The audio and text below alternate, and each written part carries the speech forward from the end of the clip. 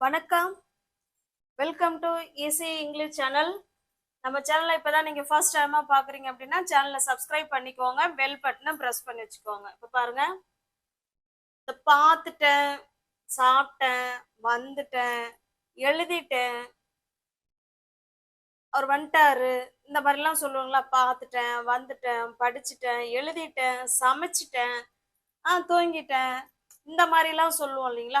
அக்கா நான் வந்து இன்னொன்னு என்ன சொல்லலாம், கால் பண்ணிட்டேன், நான் அவரை கூப்பிட்டுட்டேன், இந்த மாதிரிலாம் இந்த டர்ன் சவுண்ட் வருது இல்லைங்களா? இது நம்ம பேச்சு வாக்குல சொல்லுவோம். அதை தூய தமிழ்ல எப்படி சொல்லுவோம்? நான் பார்த்து விட்டேன், நான் சாப்பிட்டு விட்டேன், நான் வந்துட்டேன், நான் தூங்கி விட்டேன், அப்படித்தானே சொல்லுவோம் தூய தமிழ்ல. இந்த மாதிரி சொல்றத எப்படி நம்ம இங்கிலீஷ்ல சொல்லலாம் அப்படிங்கறத நம்ம இன்னைக்கு வீடியோல பார்க்க போறோம். இது நீங்க நல்லா எந்த சென்டென்ஸ்லாம் அந்த ட ட சவுண்ட் வருதோ, ட நான் தூய தமிழ்ல டேன், வந்துட்டேன், படிச்சுட்டேன், எழுதிட்டேன், சமைச்சிட்டேன், போயிட்டேன், இந்த மாதிரிலாம் சொல்லுவோம் இல்லைங்களா? இதை எப்படி இங்கிலீஷ்ல சொல்லலாங்கிறத நம்ம இன்னைக்கு இந்த வீடியோல பார்க்க போறோம். ஓகே, இப்ப பாருங்க, நான் சமைச்சிட்டேன் அப்படின்னு இப்ப சொல்ல போறோம். இதை எப்படி சொல்றதுக்கு முன்னாடி இதனுடைய ஸ்ட்ரக்சர் பாத்துறோம். எப்படி இருக்கும் அப்படின்னா, சப்ஜெக்ட் பக்கத்துல ஹாவ், அதுக்கு பக்கத்துல verb 3 வரும். ஓகேவா? இது ஒரு ஸ்ட்ரக்சர். சப்ஜெக்ட் எந்தெந்த சப்ஜெக்ட் வந்தா ஹாவ் வரும் அப்படின்னா, ஐ, வி, யூ, தே, இதெல்லாம் சப்ஜெக்டா வந்தாங்கன்னா ஹாவ் வருவாங்க. Okay, subject have plus verb 3. இவங்கள நீங்க இன்னும் சப்ஜெக்ட் இருக்காங்க இல்லைங்களா? அந்த சப்ஜெக்ட் பிளஸ் ஹேஸ் வருவாங்க, பிளஸ் verb 3 வருவாங்க. யார் யாரெல்லாம் சப்ஜெக்ட்டுங்க? he, she, it, any name, இவங்கெல்லாம் சப்ஜெக்டா வரும்பொழுது பக்கத்துல ஹேஸ் வந்து அதுக்கப்புறமா verb 3 வருவாங்க. ஓகேவா? இதுதான் இதனுடைய ஸ்ட்ரக்சர். நல்லா பார்த்துக்கோங்க. Subject have plus verb 3, subject has plus verb 3. ஓகேவா? நல்லா பார்த்துக்கிட்டீங்களா? இது வந்து பாசிட்டிவ் சென்டென்ஸ். இதே நெகட்டிவா சென்டென்ஸா இருந்தது அப்படின்னா ஒண்ணு இல்லைங்க, ஹாவோட நாட்டு சேர்த்துக்கோங்க, இது நெகட்டிவ் சென்டென்ஸ். ஹேஸோட நாட்டு சேர்த்துக்கோங்க, இது நெகட்டிவ் சென்டென்ஸ். அவ்வளவுதான். பாசிட்டிவ் சென்டென்ஸா இருந்தா நாட்டை வந்து ஒமிட் பண்ணிடுங்க, நெகட்டிவ் சென்டென்ஸா இருந்தா நாட்டை வந்து ஆட் பண்ணிக்கோங்க. Okay, got it? இப்ப பாருங்க, நான் சமைச்சிட்டேன் அப்படின்னு சொல்ல போறோம். நான் சமைச்சிட்டேன். இதுல நான்ங்கிறதுக்கு என்னங்க இங்கிலீஷ்ல? ஐ. சமைக்கிறதுக்கு இங்கிலீஷ்ல குக். இப்ப நல்லா கவனிங்க, verb 3 தானே போடணும்னு சொன்னோம். இது முதல்ல எல்லாருக்கும் தெரியணும். Cook, cook, cooked. இந்த verb 3 தான் நம்ம அந்த இடத்துல ஆட் பண்ண போறோம். ஓகேவா? புரியுதுங்களா? verb 3 இந்த இடத்துல ஆட் பண்ண போறோம். அப்ப குக்குக்கு குக்டு அப்படின்னு சொல்ல போறோம். அவ்வளவுதாங்க. இப்ப இவங்க சப்ஜெக்ட், இவங்க வேர்பு, இவங்க மெயின் வேர்பு. ரெண்டுக்கும் இடையில ஹாவ் வருமா ஹேஸ் வருமா அதுதான் நம்ம கண்டுபிடிக்கணும். ஐ, வி, யூ, தே எல்லாம் வந்தா ஹாவ் வரணும், ஹி, ஷி, இட் எல்லாம் வந்தா ஹேஸ் வரணும். அவ்வளவுதான். இப்ப பாருங்க, ஐ ஹாவ் குக்டு, நான் சமைச்சிட்டேன். இப்போ ஒன்றும் இல்லை, நம்ம வீட்டில் டிவி பார்த்துட்டு உட்காந்துருப்போம் நல்லா ஜாலியா. இப்போ ஃப்ரெண்டு ஏதாச்சும் இருந்துடுறாங்க, இல்லை பக்கத்து வீட்டுக்காரங்க, என்ன சமைச்சிட்டிங்களா அப்படின்னு கேட்குறாங்கன்னு வச்சுங்களேன். நான் சமைச்சிட்டேன், I have cooked, I have cooked, ஆமா நான் சமைச்சிட்டேன் அப்படின்னு சொல்றோம். Okay, got it? Next sentence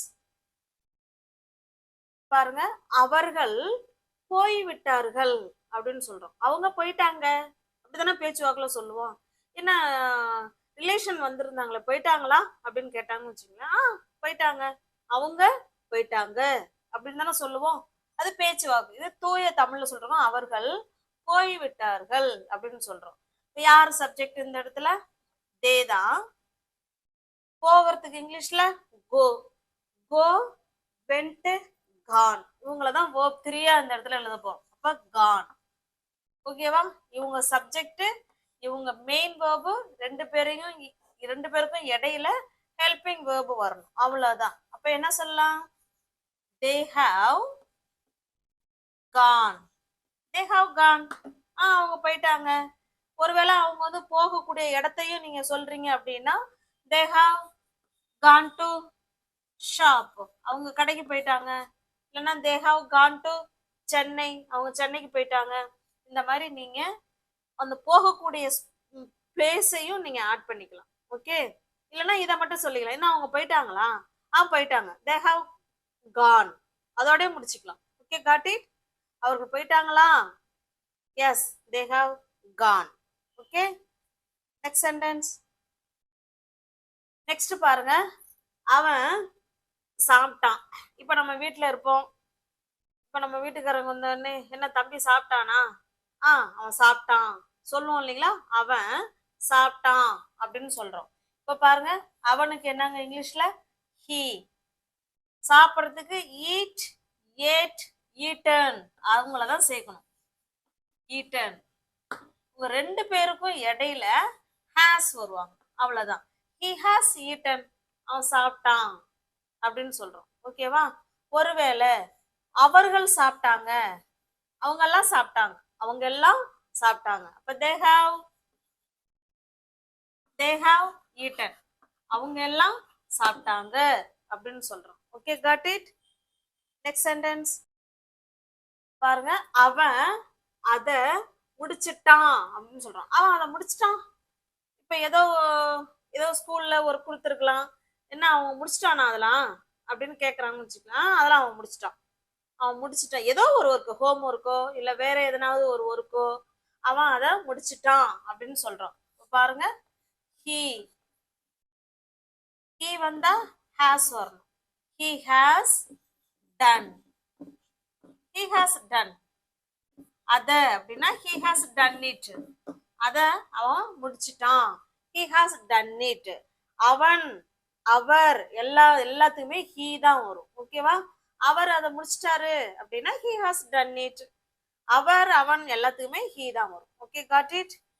next sentence பாருங்க, நான் ஸ்கூல்ல இருந்து வந்துட்டேன் அப்படின்னு சொல்றோம். இப்ப நம்ம அம்மா போன் பண்ணி கேட்பாங்க ஆபீஸ்ல இருந்துட்டு, என்னப்பா வந்துட்டியா? நான் ஸ்கூல்ல இருந்து வந்துட்டேன் சொல்லுவோம் இல்லைங்களா? நான் ஸ்கூல்ல இருந்து வந்துட்டேன். அப்ப சப்ஜெக்ட் யாரு? ஐக்கு பக்கத்துல have. I have come, came, come. I have come. நான் வந்துட்டேன். எங்க இருந்து? ஸ்கூல்ல இருந்து. from school. அவ்வளவுதான். I have come from school. நான் ஸ்கூல்ல இருந்து வந்துட்டேன் அப்படின்னு சொல்றோம். Okay, got it? நெக்ஸ்ட் பாருங்க, அவ எழுதிட்டா அப்படின்னு சொல்றோம். அவ எழுதிட்டாளே, எப்படி சொல்லலாம்? she has wrote, written. she has written her homework. அவளுடைய ஹோம்ஒர்க்க எழுதிட்டா அப்படின்னு சொல்றோம். ஓகேவா? நீங்க இதை மட்டும் வேணாம்னு சொல்லிக்கலாம். அவ எழுதிட்டா, she has written. அவ எழுதிட்டா. அவளோட ஹோம்ஒர்க் எழுதிட்டான்னா she has written her homework. Okay, got it? இதுல நல்லா இன்னும் தெரிஞ்சுக்க வேண்டியது என்ன அப்படின்னா, நம்ம இது வரைக்கும் நம்ம என்ன பார்த்தோம், எந்த டென்ஸ் பார்த்தோம்னு கண்டுபிடிச்சிட்டீங்களா? Can you find out the tense? இப்ப பாருங்க, இது நவ். ஓகேவா? நவுக்கு முன்னாடி இருக்கிறது எல்லாமே பாஸ்ட் தான். அது எதா இருந்தாலுமே பாஸ்ட் தான். இது ஃபர்ஸ்ட் யூஸ். என்ன அப்படின்னா, for actions completed in the recent past. பாருங்களேன், இது நவ். இப்ப ரீசன்ட் பாஸ்ட்னா என்ன? அதுக்கு முன்னாடி சொல்ல போற கொஞ்ச நேரத்துக்கு முன்னாடி ஒரு விஷயம் நடந்திருக்கு அப்படின்னா அத நம்ம இப்ப பிரசன்ட் பெர்ஃபெக்ட் டென்ஸ்ல சொல்லலாம். இதுதான் ஃபர்ஸ்ட் யூஸ், பெர்ஃபெக்ட் டென்ஸ். ஓகேவா? ஃபர்ஸ்ட் யூஸ் என்னது? கொஞ்ச நேரத்துக்கு முன்னாடி, ரீசன்ட் பாஸ்ட். கொஞ்ச நேரத்துக்கு முன்னாடி ஒரு விஷயம் நடந்து முடிஞ்சிருக்கு அப்படின்னா அதை நம்ம ப்ரெசன்ட் பெர்ஃபெக்ட்ல டைம் மென்ஷன் பண்ணாம சொல்லணும். பாயிண்ட் ஆஃப் டைம் மென்ஷன் பண்ணாம சொல்லணும். நம்ம சொன்னது எல்லாமே எப்ப நடந்ததுன்னு சொல்ல. படிச்சுட்டியா? படிச்சுட்டேன். நான் 6 மணிக்கு படிச்சேன் அப்படின்லாம் இல்லை. உன்ன டைம் கேட்கல. படிச்சிங்களா இல்லையா, சமைச்சிங்களா இல்லையா, அவ்வளவுதான். நம்ம விஷயத்த மட்டும்தான் சொல்றோம். அப்ப அங்க டைம் நம்ம சொல்ல வேண்டிய அவசியம் இல்ல. அந்த மாதிரி டயத்தை மென்ஷன் பண்ணாம நம்ம ப்ரெசன்ட் பெர்ஃபெக்ட் டென்ஸா பயன்படுத்தலாம். இது ஃபர்ஸ்ட் யூஸ். ஃபர்ஸ்ட் யூஸ் என்னதுங்க? நம்ம சொல்ற நிமிஷத்துக்கு கொஞ்ச நேரத்துக்கு முன்னாடி முடிஞ்சதா இருக்கலாம், இல்ல போன வாரம், இல்ல போன மாசம், இல்ல போன வருஷம், எப்ப வேணாலும் முடிஞ்சிருக்கலாங்க. அதை பத்தி கவலை இல்லை. மேக்சிமம் ஃபர்ஸ்ட் யூஸ் என்ன அப்படின்னா ரீசன்ட் பாஸ்ட், கொஞ்ச நேரத்துக்கு முன்னாடி நடந்து முடிஞ்ச நிகழ்வை இப்ப நம்ம சொன்னது எல்லாமே அதே தான். ப்ரெசன்ட் பெர்ஃபெக்ட் டென்ஸ்ல I have, we have, she has, he has. அவர் வந்துட்டாரு, ஹி ஹாஸ் கம். அவர் வந்துட்டாரு அப்படின்னா என்ன சொல்லலாம்?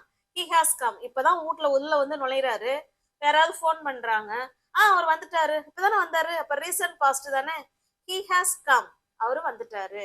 அப்ப ரீசன்ட் பாஸ்ட்ல முடிஞ்ச ஒரு எந்த ஒரு விஷயமா இருந்தாலும் நம்ம ப்ரெசன்ட் பெர்ஃபெக்ட்ல இப்ப நம்ம பேசுன மாதிரி ஹாவ், ஹாஸ் சப்ஜெக்டுக்கு ஏத்த மாதிரி மாறுவாங்க. verb 3 வச்சு பேசிக்க. ஓகேவா? எப்ப டைம் வந்து மென்ஷன் பண்ண கூடாது. அது போன வாரம், போன வருஷம், இல்லை எப்ப வேணாலும் நடந்திருக்கலாங்க ஒரு விஷயம். அந்த விஷயத்த பத்தி நீங்க பேசுறீங்க அப்படின்னா டயத்தை மென்ஷன் பண்ணாம ஆக்ஷனை மட்டும் பேசுறீங்க. Okay, next. இது பாருங்க, RECங்க இது. ஓகேவா? ரீசன்ட். அப்ப இதுல இருந்து நம்ம என்ன நல்லா தெரிஞ்சுக்கிறோம் அப்படின்னா, நல்லா புரிஞ்சுக்கோங்க. ரீசன்ட் பாஸ்டா இருந்தாலும் சரி, இல்ல இதுக்கு முன்னாடி எப்ப வேணாலும் நடந்திருந்தாலும் அத டைம் மென்ஷன் பண்ணி, பாயிண்ட் ஆஃப் டைம் மென்ஷன் பண்ணி பேசக்கூடாது. பாயிண்ட் ஆஃப் டைம் வந்து அங்க வரக்கூடாது. ஒன்லி ஆக்ஷன் மட்டும்தான் வரும். இப்ப சாப்பிட்டியா அப்படின்னு கேட்டாங்கன்னா சாப்பிட்டேன், அதை மட்டும் தான் சொல்லணும். நான் நேத்து சாப்பிட்டேன் அப்படின்னு நம்ம நேத்து இல்ல 10 மணிக்கு அப்படிலாம் நம்ம சொல்றோம்னா அது நம்ம பாஸ்ட் டென்ஸ்ல சொல்லிக்கலாம். ஓகேவா? டைம் மென்ஷன் பண்ணாம சொல்றதுதான் ப்ரெசன்ட் பெர்ஃபெக்ட் டென்ஸோட ரூல்ஸே இதுதான். ஓகேவா? முடிஞ்சு போன விஷயம்தான் ப்ரெசன்ட் பெர்ஃபெக்ட். எல்லாமே முடிஞ்சு போன விஷயமா இருந்தாலும் நம்ம டைம் மென்ஷன் பண்ணாம பேசுறோம். Okay, got it? நெக்ஸ்ட் பாருங்க, இதுலயே பாசிட்டிவ் சென்டென்ஸ், நெகட்டிவ் சென்டென்ஸ் இந்த வீடியோலயே கொண்டு வந்துடலாம். இப்ப பாருங்களேன், ஐ ஹாவ் கான், நான் போயிருக்கேன். I have Khan to Paris, நான் பாரிஸுக்கு போயிருக்கேன் அப்படின்னு சொல்றோம். I have Khan to Paris. இப்ப இதையே நான் பாரிஸுக்கு போகல அப்படின்னு சொல்லணும்னா ஐ have not, I have not gone to Paris. ஓகேவா? இது பாசிட்டிவ் சென்டென்ஸ், இது negative sentence. I have Khan to Paris அப்படின்னா நான் பாரிஸுக்கு போயிருக்கேன். I have not gone to Paris அப்படின்னா நான் பாரிஸுக்கு போகல. இந்த ஹாவையும் நாட்டையும் சேர்த்து haven't, haven't சொல்லிக்கலாம். ஓகேவா? haven't. okay, next sentence. next sentence பாருங்க, அவரு கிளம்பிட்டாரு அப்படின்னு சொல்றோம். ஓகேவா? இப்ப நம்ம ஒரு பேங்கே போயிருக்கோம், மேனேஜர் இருக்காரா என்னன்னு கேக்குறோம். இல்ல, மேனேஜர் கிளம்பிட்டாரு, மேனேஜர் கிளம்பிட்டாரு அப்படியே சொல்லலாமா? the manager, sorry,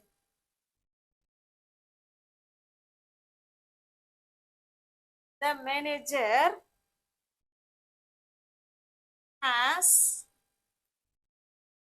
left. the manager has left. Manager வந்து கிளம்பிட்டாரு அப்படின்னு சொல்றோம். ஓகே, இப்ப இதையே நெகட்டிவ் சென்டென்ஸ்ல சொல்றோம்னு வச்சுங்களேன். அப்ப எப்படி சொல்லலாம்? the manager